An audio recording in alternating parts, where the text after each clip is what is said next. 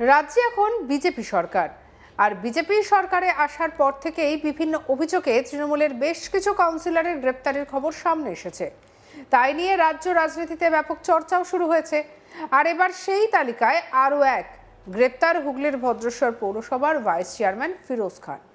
Police সূত্রে খবর, পৌরসভার এক্সিকিউটিভ অফিসারের অভিযোগের ভিত্তিতে তাকে গ্রেপ্তার করা হয়। ভদ্রেশ্বরের তেলিনীপাড়া এলাকার তৃণমূল নেতা ফিরোজ খান 2022 সালে পৌরসভার ভোটে নির্বাচিত হন তিনি। তাকে ভাইস চেয়ারম্যান করে দল। চন্দননগরের প্রাক্তন বিধায়ক তথা প্রাক্তন মন্ত্রী ইন্দ্রনীল সেনের আস্থাভাজন ছিলেন ফিরোজ। তেলিনীপাড়ায় অশান্তি পাকানো গত কয়েকদিন আগে ভদ্রেশ্বর পৌরসভায় গিয়ে ঝামেলা পাকানোর ঘটনায় ওই তৃণমূল নেতা যুক্ত ছিলেন বলে অভিযোগ। পৌরসভার বেশ কিছু নথি খুঁজে পাওয়া যাচ্ছে না বলেও পুরসভা সূত্রে খবর। এরপরেই পৌরসভার এক্সিকিউটিভ অফিসার ভদ্রেশ্বর থানায় অভিযোগ দায়ের করেন। শুক্রবার ফিরোজ খানকে প্রথমে থানায় ডেকে জিজ্ঞাসাবাদ করে পুলিশ, পরে তাকে গ্রেপ্তার করা হয়। তৃণমূল নেতা ফিরোজ খানের বিরুদ্ধে আরও নানা অভিযোগ রয়েছে এবং সেই সব খতিয়ে দেখা হবে বলে জানিয়েছে পুলিশ। ইতিমধ্যেই উল্লেখযোগ্য যে ইতিমধ্যেই ভদ্রেশ্বর পৌরসভার চেয়ারম্যান প্রলয় চক্রবর্তী সহ 8 তৃণমূল কাউন্সিলরের পদত্যাগ করেছেন। 22 নম্বর ওয়ার্ডের ভদ্রেশ্বর পৌরসভা ছিল বিরোধী শূন্য। তবে বিধানসভা নির্বাচনে তৃণমূলের ভরাডুবি হতেই পরিস্থিতি বদলাতে শুরু করে। সেখানে পৌরসভা নির্বাচনের অনেক আগেই ভদ্রেশ্বর পৌরসভার বোর্ড কার্যত ভেঙে গেল বলেই মনে করছেন অনেকে। পার্থ রাহার রিপোর্ট, দেখাবো এই প্রসঙ্গে। উপপ্রধান গ্রেপ্তার জানিয়ে শুরু হয়েছে রাজনৈতিক তরজা, এলাকায় শোরগোল। হুগলির ভদ্রেশ্বর পৌরসভা, এই ভদ্রেশ্বর পৌরসভার উপপ্রধান ফিরোজ খান ইতিমধ্যেই ভদ্রেশ্বর থানা পুলিশ তাকে গ্রেপ্তার করেছে। পুলিশ সূত্রে এটা খবর, বিগত দুদিন আগে পুরসভার ভেতরে ঢুকে অশান্তি পাকানোর চেষ্টা এবং পুরসভার যিনি ইও রয়েছেন এক্সিকিউটিভ অফিসার তার সাথে তাকে হেনস্থা করারও কিন্তু অভিযোগ উঠছে এই ফিরোজ খানের বিরুদ্ধে। সেই এক্সিকিউটিভ অফিসার তারই অভিযোগের ভিত্তিতে কিন্তু এদিন ফিরোজ খানকে গ্রেপ্তার করে ভদ্রেশ্বর থানা পুলিশ।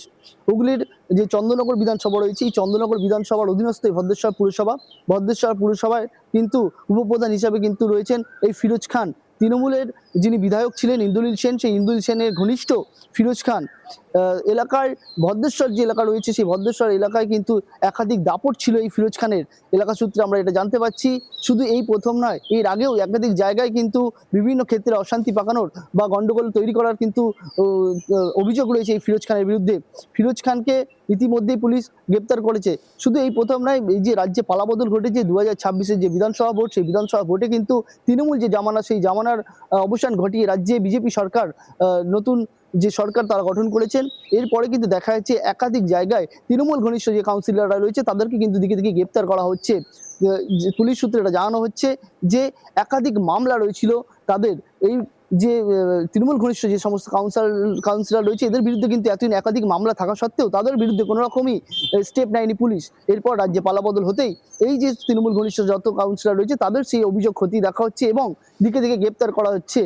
দুদিন আগেও কিন্তু দেখা গিয়েছে উত্তরপাড়া বিধানসভার যে 20 নম্বর ওয়ার্ড রয়েছে উত্তরপাড়া পুরসভার অধীনস্থ, সেই উত্তরপাড়ার বিধানসভার যে যিনি কাউন্সিলর রয়েছেন তাকেও কিন্তু গ্রেপ্তার করা হয়েছে।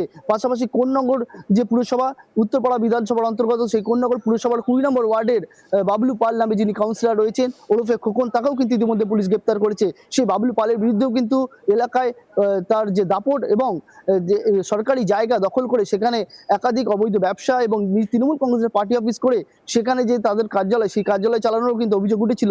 এরপরে কিন্তু যে উত্তরপাড়ার বিধায়ক হয়েছেন দীপাঞ্জন চক্রবর্তী, তিনি কিন্তু সেই ঘটনাস্থলে পৌঁছে যান। সেখানে সমস্ত কাগজ খতিয়ে দেখার পর তার যে পার্টি অফিস তা বুলডোজার দিয়ে গুড়িয়ে দেন তিনি। এরপরও শুধুমাত্র এই কোন্নগর, উত্তরপাড়া এবং কি ভদ্রেশ্বর নয়, দিকে দিকে কিন্তু যে সমস্ত যে কাউন্সিলররা রয়েছে তাদের বিরুদ্ধে যা অভিযোগ এত জমা পড়েছে, সেই পুরনো সব অভিযোগ খতিয়ে দেখে তাদেরকে গ্রেপ্তার করা হচ্ছে। এই যে ভদ্রেশ্বর পুরসভার যিনি উপপ্রধান ফিরোজ খান, তিনি কিন্তু গত যে পুরসভা ভোট হয়েছে সেই গত পুরসভা ভোট থেকে তিনি উপপ্রধান হয়েছেন। এর আগে কিন্তু তার জায়গায় প্রকাশ গোস্বামী তিনি উপপ্রধান ছিলেন।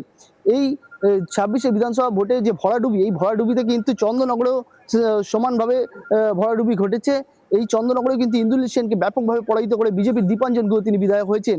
এরপর থেকে কিন্তু চন্দননগর সহ এই জেলার বিভিন্ন পৌরসভাতেই কিন্তু টালমাটাল অবস্থা। অর্থাৎ এই যে তৃণমূল কংগ্রেসের পরিচালিত যে কংগ্রেস যে পরিচালিত যে সমস্ত কর্পোরেশন বা মিউনিসিপ্যালিটি রয়েছে সেগুলি কিন্তু তাসের ঘরের মতন ভেঙে পড়ছে। এই ভদ্রেশ্বর মিউনিসিপ্যালিটিতেও গতকাল প্রায় 6 জন কাউন্সিলর এবং যিনি পুরপ্রধান রয়েছেন তিনি কিন্তু ইতিমধ্যেই ইস্তফা জমা দিয়েছেন। ভদ্রেশ্বর পুরসভার যিনি পুরপ্রধান ছিলেন প্রলয় চক্রবর্তী, তিনি গতকাল ইস্তফা দিয়েছেন। তিনি জানিয়েছেন যে দল যে হেরেছেন সেই হার তিনি ব্যক্তিগতভাবে স্বীকার করে নিচ্ছেন এবং সেই হারকে মান্যতা দিয়ে কিন্তু তিনি এই যে পুরসভার যে দায়িত্বভার তিনি ছিলেন সেই দায়িত্বভার তিনি ছেড়ে দিচ্ছেন। এরপরে কিন্তু এই প্রলয় চক্রবর্তীকে দেখার পাশাপাশি আরও 7 জন কাউন্সিলর তারাও কিন্তু ইস্তফাপত্র জমা দিয়েছেন এবং তারা তাদের যে প্রশাসনিক পদ তাই থেকে অব্যাহতি নিয়েছেন।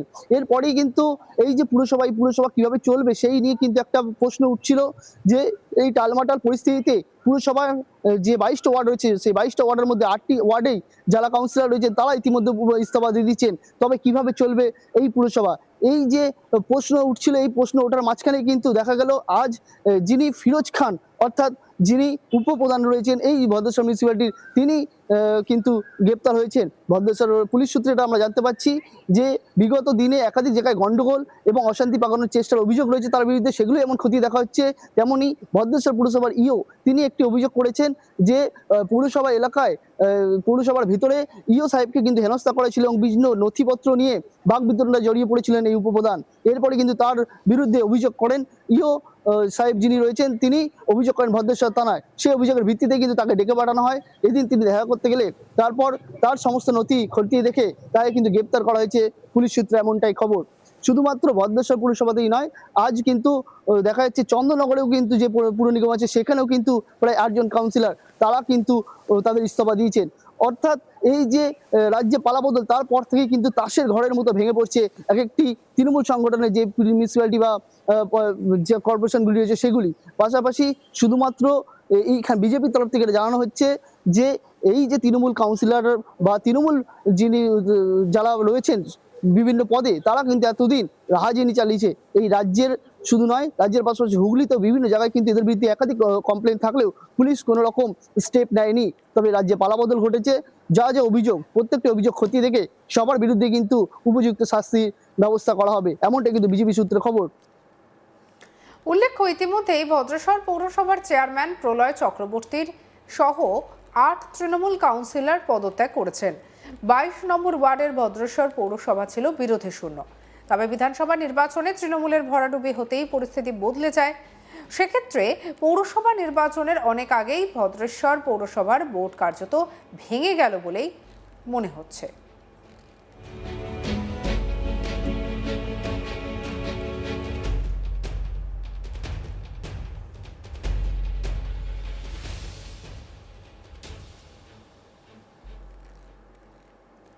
সঙ্গে রাখুন আজ তাক বাংলাকে অন্যান্য খবরের জন্য সাবস্ক্রাইব করতে ভুলবেন না।